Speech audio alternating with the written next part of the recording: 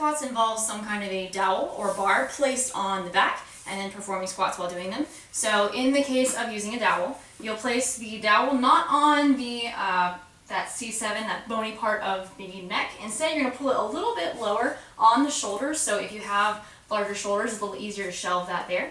And you can change the width of your hands depending on how comfortable your shoulders are with this position. A little bit wider is going to be easier if you have restricted shoulder range of motion. A little bit closer will be easier to hold on your back.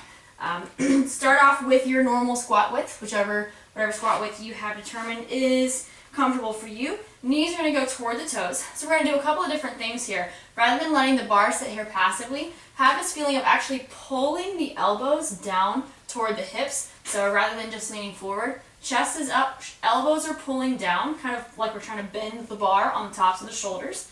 And we're not going to overarch the back. Instead, we're going to have a very flat back, neutral pelvis as we sit the hips down and come back up. So you might have a little bit of a forward lean, just depends on the length of your femurs versus your torso. But just make sure that your chest stays up and back stays flat throughout that whole range of motion.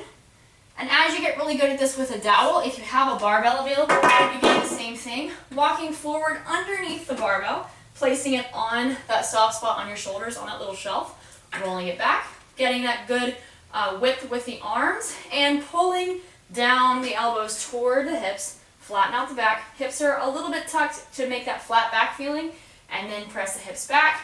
Perform however many squats you're assigned, or maybe a little bit more if it feels easy.